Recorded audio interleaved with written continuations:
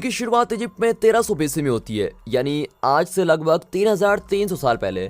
उस वक्त वहाँ हिब्रू वंश के गुलाम रहते थे जो 400 साल से इजिप्शियन राजवंश के गुलाम थे और 400 साल से पीढ़ी दर पीढ़ी वे इजिप्शियन की गुलामी कर रहे थे बेचारे। यही उस वक्त का इजिप्ट का सम्राट है। इसके दो बेटे होते हैं, एक इसका अपना बेटा है जिसका नाम रामेसेस है और दूसरा है मोसेस जो बचपन में सम्राट को नदी के किनारे मिला था, पर सम्राट इसको अपने बेटे की तरह प्यार करता है। और दोस्तों यही इस मूवी का हीरो भी है। अब यहाँ एक बतख का इंटेस्टाइन निकालकर एक औरत रॉयल फैमिली को भविष्यवाणी सुना रही होती है। दरअसल इनकी सेना युद्ध करने जा रही है और ये औरत उन्हें युद्ध का नतीजा बताने आई है। वो बताती है कि युद्ध में इजिप्ट की जीत होगी। इस युद्ध में इजिप्ट सम्राट का वारिस बचाया जाएगा और जो उसको बचाएगा वो भविष्य में एक बहुत ही बड़ा सम्राट बनेगा। ये सुनकर असली वारिस रामेसेस चिढ़ जाता है क्योंकि भविष्यवाणी के अनुसार उसकी जान खतरे में है और जो उसको बचाएगा वही सम्राट बनने वाला है।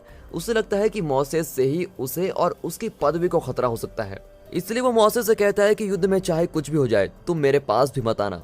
इस औरत की भविष्यवाणी सच नहीं होनी चाहिए और इस वादे के साथ वे हजारों सैनिकों के साथ रणभूमि की ओर चल पड़ते हैं।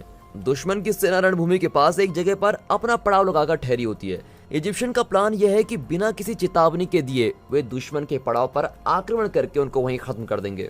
इनकी आहट सुनते ही दुश्मन चौकन्ने हो जाते हैं, लेकिन इससे पहले कि ये हथियार उठा सकें इजिप्ट के कई हजारों सैनिक घोड़ों पर हवा की रफ्तार से इन पर टूट पड़ते हैं और दुश्मन के सारे टेंट्स को तहस नहस करते हुए आगे बढ़ते हैं। इनकी तेज और तीरों की बौछार के आगे दुश्मन की सेना टिक ही नहीं पाती और बड़ी तादाद में वहां पर लोग मारे जाते हैं। इस एक तरफा युद्ध में रामेसेस दुश्मन को मारता हुआ आगे बढ़ रहा है कि अचानक उसका सारथी नीचे गिर जाता है, लेकिन वो बड़ी खूबी के साथ रथ को संभाल लेता है और लड़ रहा होता है। अब दुश्मन के दो रथ उसके दोनों तरफ आ जाते हैं और रामेसेस बीच में फंस जाता है। दूसरी ओर मोसेस दुश्मनों को बड़ी तादाद में मार गिरा रहा होता है। इस बीच रामेसेस की रथ का पहिया भी टूट जाता है और सामने से एक और रथ तेजी से रामेसेस की ओर बढ़ता है। अब रामेसेस का रथ उससे टकराता है और रामेसेस नीचे गिर जाता है। और फिर जैसे ही मोसेस इस दृश्य को देख लेता है तभी 3 घोड़ों से बंधा हुआ एक रथ रामेसेस की ओर बढ़ रहा होता है और अब एक ही पल में रामेसेस रथ के नीचे आने वाला है, लेकिन उसी पल मोसेस अपना भाला रथ के पहिए के बीच फंसाकर रथ को ही गिरा देता है और इस तरह वो रामेसेस को बचा लेता है। इतने में रामेसेस संभल जाता है और फिर दुश्मन से खूब लड़ने लगता है और फिर दुश्मन के हर सैनिक को खत्म करके इजिप्ट के वीर विजय की घोषणा करते हुए वहां से निकलते हैं और अपने राज्य में पहुंच जाते हैं और इस तरह लोग इजिप्ट की जय जयकार करते हुए सैनिकों का स्वागत करते हैं। अब मोसेस सम्राट से मिलने जाता है तो वो पूछता है क्या रणभूमि में वैसा ही हुआ जैसे उस औरत ने बताया था? क्या तुमने मेरे बेटे रामेसेस की जान बचाई है? पर मोसेस झूठ कहता है कि वैसा कुछ भी नहीं हुआ। देखो बेटा, बाप से झूठ बोलना ठीक नहीं है, सच बताओ। फिर जाकर मोसेस सच कहता है कि रामेसेस की जान खतरे में थी और मैंने ही ऐन वक्त पर उसको बचाया। और तब सम्राट कहता है कि तुम सचमुच एक श्रेष्ठ वीर हो, इसलिए मेरे बाद मेरे बेटे रामेसेस की बजाय तुम्हें राजगद्दी मिलनी चाहिए। और फिर राज दरबार में एक चर्चा चल रही होती है। दरअसल वे राज्य में बड़ी बड़ी इमारतें बना रहे होते हैं और इन्हें बनाने का काम इनके गुलाम यानी कि हिब्रूज कर रहे होते हैं। अब हिब्रूज की संख्या बहुत ही बढ़ गई थी और उन्हें मैनेज करने के लिए एक वाइसराय को नियुक्त किया गया था जिसका नाम हेगेप है। लेकिन हेगेप के बारे में कई शिकायतें आ रही थी, इसलिए वे फैसला करते हैं कि कई जासूसों को वहां जाकर उसकी असलियत का पता लगाना चाहिए। अब इस काम के लिए वे मोसेस को चुनते हैं। मोसेस उनकी बात मानकर उस शहर में जाता है जहाँ कंस्ट्रक्शन चल रही होती है। जरा दोस्तों इस जगह को तो देखिए, पता नहीं यहाँ सुरंग खोदी जा रही है या बड़े बड़े कुएं खोदे जा रहे हैं। 10 लाख से भी ज्यादा हिब्रूज यहाँ काम कर रहे होते हैं। अब मोसेस उनके बीच जाता है तो उसे सड़ी हुई लाश की बदबू आने लगती है। दरअसल गुलामों को इतनी बुरी हालत में रखा गया है कि उनके शरीर से ऐसी गंदी बू आ रही है। अब उनकी हालत और रहने की जगह को देखकर मोसेस बहुत ही तड़प उठता है। फिर वो हेगेप के महल में जाता है। दरअसल सरकार ने उसको एक साधारण सा घर बनाकर दिया था, लेकिन हिब्रूज का गलत इस्तेमाल करके उसने अपने लिए एक महल बनवा लिया है। और अब हेगेप से मोसेस को पता चलता है कि ये आदमी खुद को सिर्फ वाइसरॉय नहीं बल्कि इस इलाके का राजा समझता है, पर हेगेप कुछ भी मानने से इनकार कर देता है। फिर मोसेस उसको चेतावनी देता है कि तुम राजा नहीं, तुम एक वाइसरॉय हो। हिब्रूज गुलाम जरूर हैं लेकिन इंसान हैं, उनसे हद से ज्यादा काम करवाना ठीक नहीं है और मुझे तो तुम पर विश्वास ही नहीं है। मैं खुद ही हिब्रू से जाकर मिलता हूँ और फिर पता करता हूँ कि तुम्हारी कहानी क्या है। अगली सुबह वो हिब्रू के मोहल्ले में जाता है और वहाँ जोशुआ नाम का एक हिब्रू को मार रहे होते हैं, लेकिन वो तड़पने के बजाय हंस रहा होता है। मोसेस कहता है कि इतना दर्द झेलकर जो हंस रहा है उसको मारने का क्या फायदा, छोड़ दो उसको। और इस तरह मोसेस जोशुआ की जान बचा लेता है। हिब्रूज के छोटे छोटे ग्रुप होते हैं जिनके कुछ सरदार भी होते हैं और उस इलाके के सरदार को बुलाकर मोसेस पूछता है कि आप लोगों की असली समस्या क्या है, मुझे बताइए, मैं उसका हल करने के लिए बिल्कुल तैयार हूँ। वो कुछ बातें बताता है लेकिन ऐसा लगता है कि वो कुछ बातें खुलकर नहीं बता पा रहा है। ऊपर से वहाँ हेगेप के आदमी भी होते हैं, पर मोसेस ज्यादा जोर देकर नहीं पूछता और अपनी रिपोर्ट तैयार करने के लिए चला जाता है। फिर लौटते वक्त जोशुआ उसको रोक लेता है कि आप हमारे सरदार से अकेले में बात कीजिए, तभी जाकर वो आपको सच बताएंगे। अब मोसेस हेगेब के खिलाफ रिपोर्ट लिखकर सरदार से मिलने जाता है और अपने साथियों को बाहर रोककर वो अकेला अंदर जाता है। वहाँ कुछ हिब्रूज और उनका सरदार होता है और फिर सरदार बताता है कि हिब्रूज की असली हालत कैसी है और एक बहुत ही बड़ा सच उसके सामने रखता है जो मोसेस ने बिल्कुल भी एक्सपेक्ट नहीं किया था।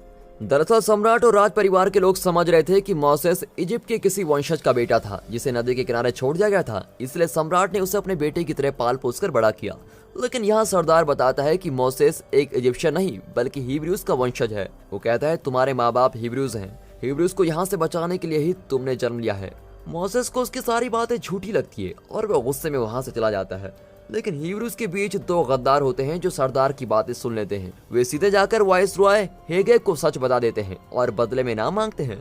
लेकिन हेगेब कहता है कि मैं तुम दोनों को जिंदा छोड़ रहा हूँ और यही तुम्हारे लिए सबसे बड़ा इनाम है। अब न जाने हेगेब करने क्या वाला है। तब मोसेस को खबर मिलती है कि सम्राट बहुत ही बीमार है, इसलिए वो तुरंत जाकर सम्राट से मिलता है और बताता है कि हेगेब हिब्रूज पर कैसे अत्याचार कर रहा है। ऊपर से वो खुद को सम्राट समझ रहा है और हमारे पैसों से उसने खुद का महल भी बनवा लिया है। उसको हटाकर किसी काबिल और नेक वाइसरॉय को अपॉइंट करना होगा। इस तरह वो सुझाव देकर वहां से चला जाता है।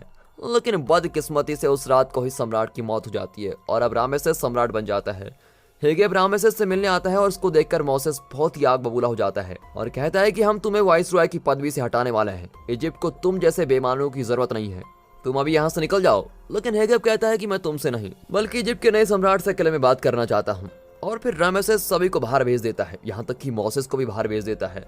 फिर अकेले में हेगेब उसको सच बता देता है कि मोसेस इजिप्ट के वंशजों का बेटा नहीं बल्कि हिब्रू वंश का है। इस राज्य पर उसका कोई अधिकार नहीं है। अब उसके जाने के बाद रात को दोनों भाई डिस्कस कर रहे होते हैं। रामेसेस पूछता है कि क्या तुम सच में हिब्रू हो? मोसेस कहता है कि तुम उस बेईमान की बात पर विश्वास करते हो? मैंने उसकी पोल खोलने की कोशिश की, इसलिए वो मेरे बारे में ऐसी अफवाह फैला रहा है।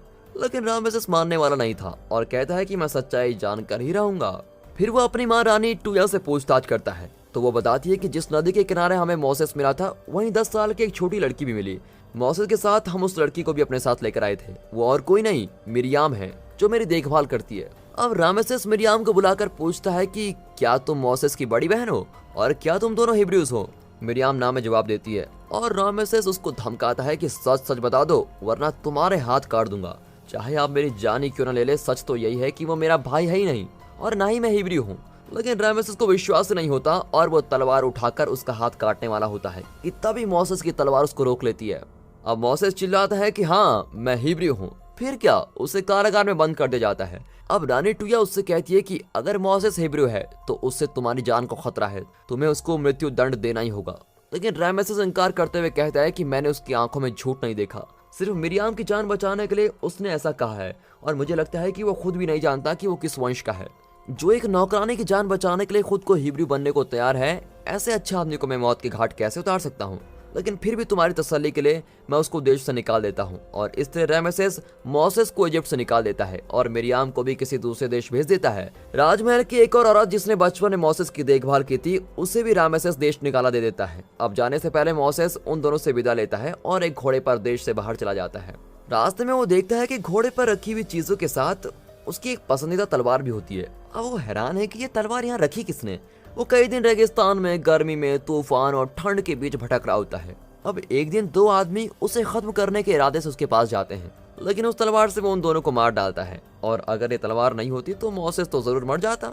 इस बीच उसका घोड़ा थकान के मारे बीमार पड़ जाता है और जल्दी मर भी जाता है। लेकिन जो आदमी मोसेस को मारने आए थे उनके घोड़े ठीक ठाक होते हैं और उनके ऊपर खाना और पानी भी होता है और मोसेस उन दोनों घोड़ों को लेकर वहां से चल देता है और फिर वो एक गांव में पहुंचता है। वहां उसे जिप्रोवा नाम की एक लड़की मिलती है जो भेड़ बकरियां चरा रही होती हैं और उसको देखते ही मोसेस को प्यार हो जाता है और वो जल्दी उसके पिता से उसका हाथ मांग लेता है।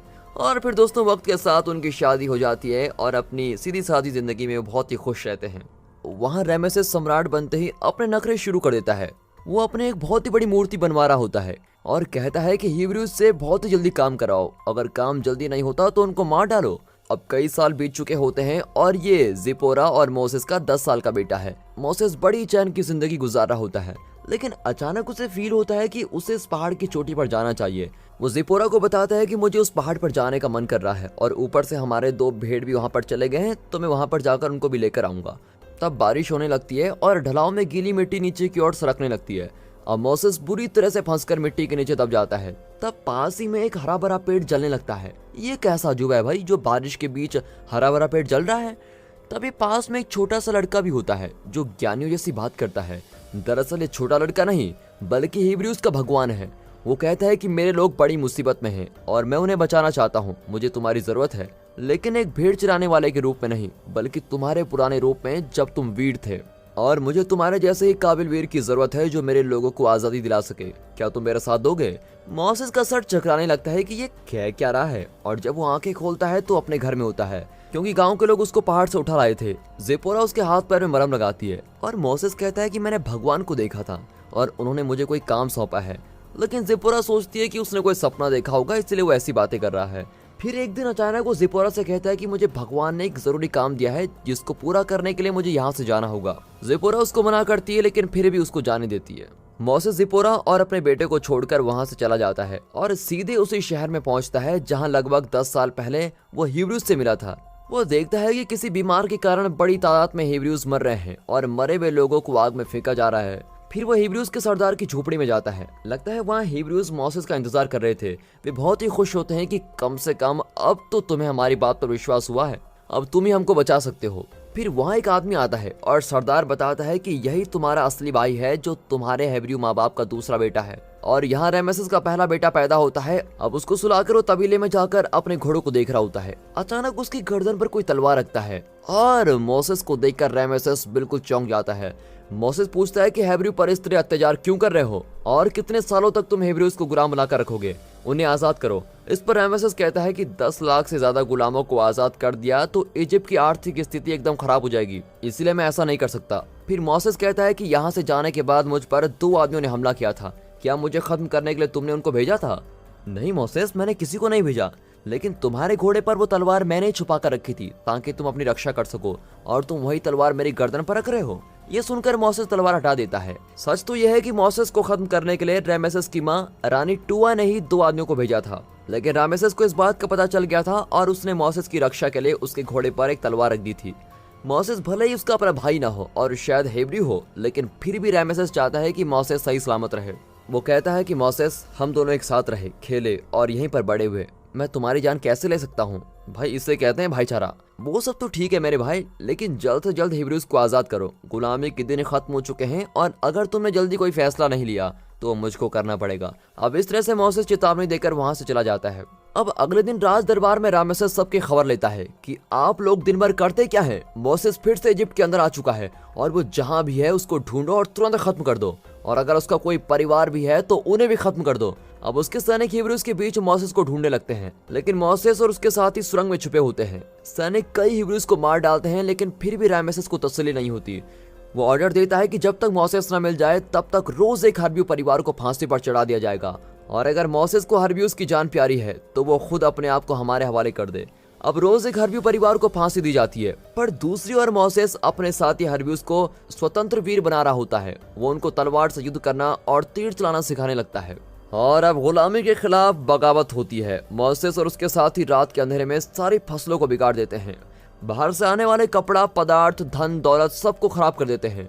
वो ऐसी स्थिति पैदा कर देते हैं कि इजिप्ट के नागरिक दाना पाने के लिए तरस जाएं, और अगर सम्राट हमारी बात नहीं मानता तो कम से कम अपनी प्रजा की बात तो मानेगा ही, और अगर हम उनका जीना हराम कर देंगे तो वे अपने सम्राट पर जोर डालेंगे कि हर्बियूस को आजाद कर दो और हमको चैन से जीने देंगे।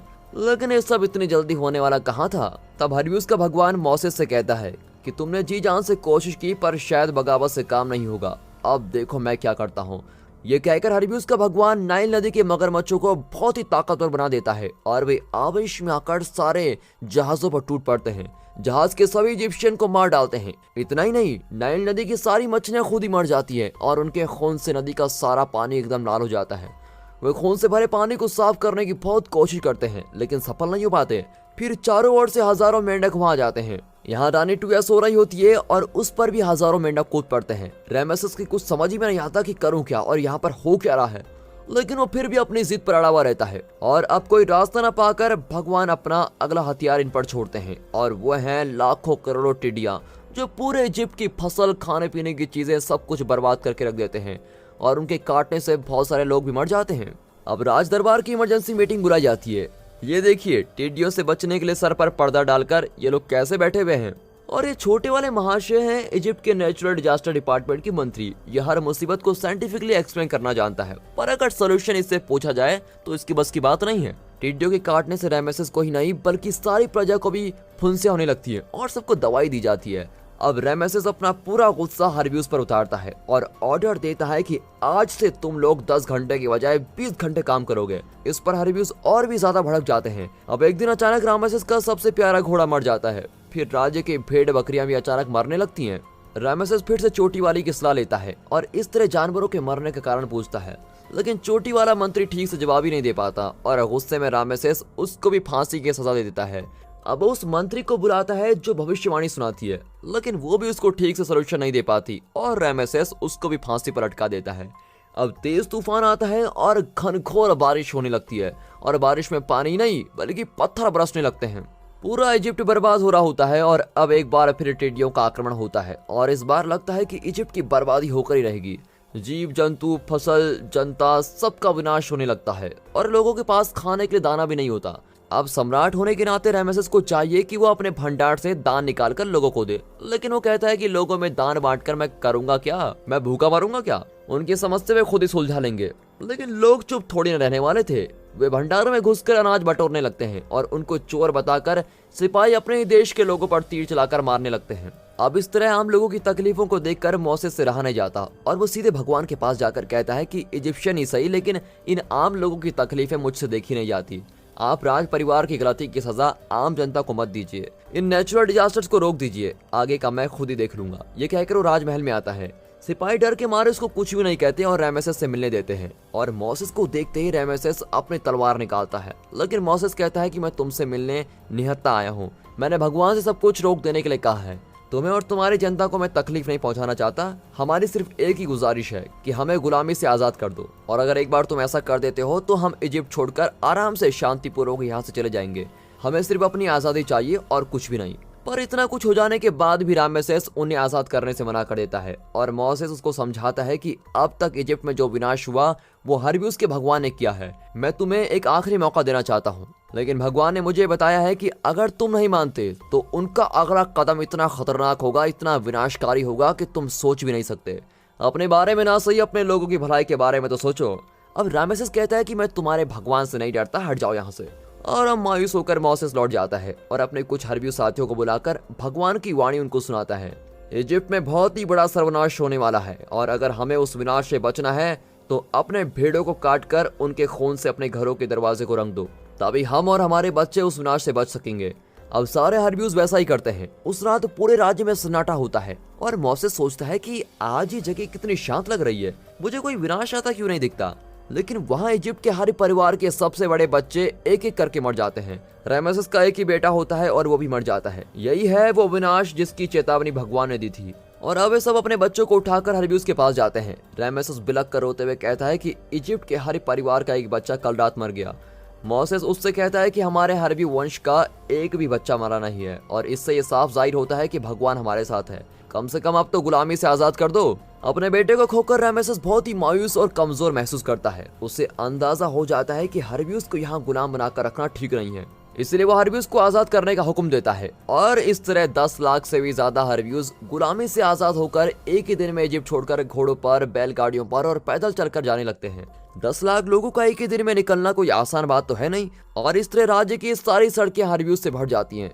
वो जितना हो सकता था उतना सामान बटोरकर जल्द से जल्द वहां से जाने लगते हैं, क्योंकि उनको डर होता है कि रामेसेस अचानक अपना फैसला ना बदल दे। अब यहाँ रामेसेस अपने बेटे का अंतिम संस्कार कर रहा होता है, पर उस काम को पूरा करते ही न जाने उसके दिमाग में क्या आता है। वो हुक्म देता है कि सेना को तैयार करो, हमें अभी सारे हर्ब्यूस पर हमला करना है और सभी को खत्म करना है। जिन लोगों ने हमारे मासूम बच्चों की जान ली उनको मैं जिंदा कैसे छोड़ सकता हूँ। पर अंतिम संस्कार पूरा होते होते 3 दिन लग जाते हैं और 3 दिनों में हर्ब्यूस काफी दूर निकल चुके थे। फिर भी रामेसेस और उसकी सेना तेजी से घोड़ों पर उनका पीछा करने लगते हैं और अब इजिप्शियन सेना और हर्ब्यूस के बीच की दूरी सिर्फ 100 किलोमीटर की होती है। एक जगह पर मोसेस के आगे 2 रास्ते होते हैं। एक पहाड़ों के बीच का रास्ता है जो काफी बड़ा है, वे आसानी से अपने घोड़े और बैलगाड़ियों को ले जा सकते हैं, लेकिन दूसरा पहाड़ों पर चढ़कर जाने वाला होता है जो बहुत ही मुश्किल साबित होगा। पर मोसेस घबराता नहीं है और बड़े कॉन्फिडेंस के साथ पहाड़ों के ऊपर का पथरीला रास्ता चुनता है। वो जानता है कि जिस तेजी से इजिप्शियन के लोग उनका पीछा कर रहे हैं वे जल्दी हरब्यूस तक पहुंच जाएंगे और उनको खत्म कर देंगे। इसीलिए वो अपने लोगों से कहता है कि हमें पहाड़ के पथरीले रास्ते पर चलना होगा जहां इजिप्शियन के घोड़े और रथ नहीं आ सकते।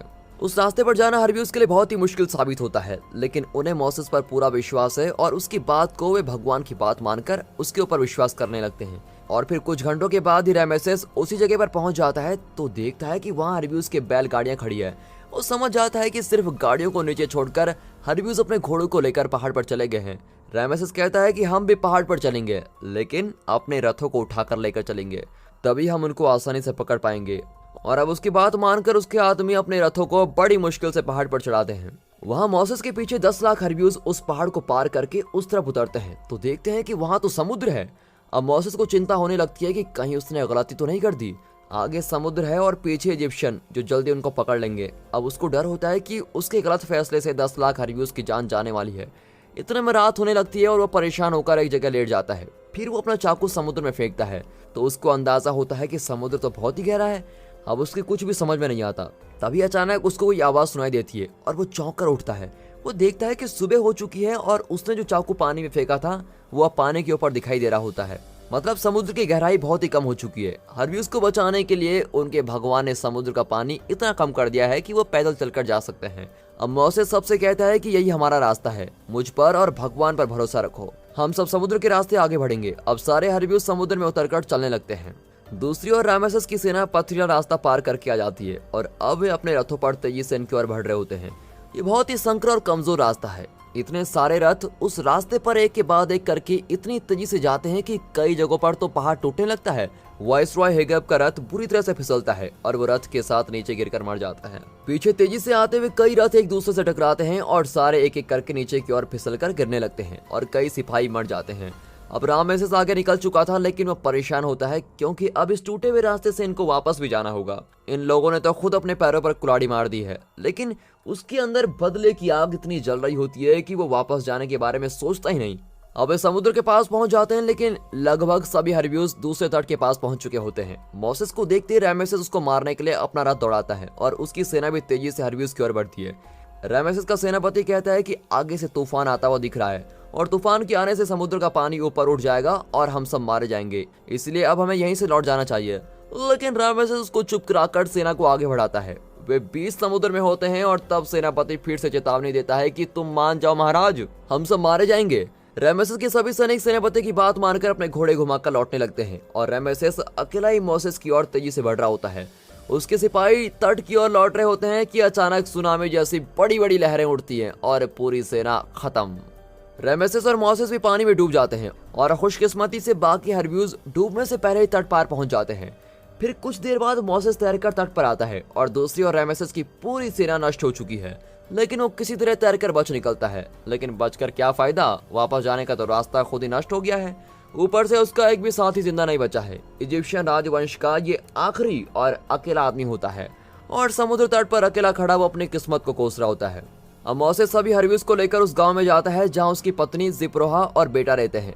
मोसेस को देखकर जिप्रोहा की खुशी का ठिकाना नहीं होता। मोसेस कहता है कि मैं अपने परिवार को भी साथ लेकर आया हूँ, और ये सुनकर वो उसके पीछे देखती है तो 10 लाख हरब्यूस को देखकर बिल्कुल ही चौंक जाती है। मोसेस बताता है कि ये मेरे लोग हैं और इनके रहने के लिए एक अच्छी और खुशहाल जगह की जरूरत है और मैं उसी जगह की तलाश में जा रहा हूँ, क्या तुम मेरे साथ चलोगी? अब जिप्रोहा खुशी से हाँ कर देती है।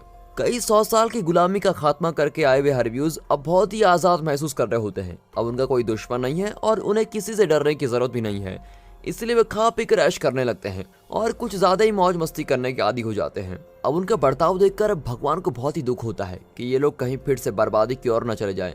भगवान चाहते हैं कि मोसेस के बाद भी हरब्यूस की पुश्तें नेक और धार्मिक जिंदगी जिए, इसलिए वो मोसेस को 10 धर्मादेश यानी 10 कमांडमेंट्स देते हैं, जिनका पालन करके हरब्यूस एक अच्छी जिंदगी जी सकेंगे। भगवान 10 कमांडमेंट्स सुनाते हैं और मोसेस उन कमांडमेंट्स को एक पत्थर पर तराशता है। फिर उन 10 कमांडमेंट्स को एक साथ लेकर 10 लाख हिब्रूज के साथ अपना सफर शुरू करता है। अब 10 लाख हिब्रूज अपने भगवान का आदेश मानकर उस नई जगह की ओर चल पड़ते हैं। फिर दिखाते हैं कि इस तरह चलते चलते 40 साल हो चुके हैं, लेकिन अब तक वे अपने लक्ष्य तक नहीं पहुंच पाए। फिर एक घोड़ा गाड़ी को दिखाते हैं जिसके अंदर एक बहुत ही बुजुर्ग आदमी बैठा होता है, और दोस्तों ये कोई और नहीं बल्कि मोसेस है। उसके पास एक पेटी है और इस पेटी में वो शिला है जिस पर 10 कमांडमेंट्स तराशे गए हैं। मोसेस और उसके लोगों के साथ उनका भगवान भी हंसते हुए चल रहा होता है। इन्हें ठीक जगह पर पहुंचाने में न जाने कितने साल लग जाएंगे, लेकिन जब तक इनका भगवान इनके साथ है तब तक इनमें हर तकलीफ को झेलने की क्षमता है। अपने लक्ष्य पर पहुंचकर हिब्रूज की आने वाली पुश्तें नेकी, मेहनत और चैन से भरी जिंदगी जिए, इसी सोच के साथ ये मूवी यहाँ पर दोस्तों खत्म होती है।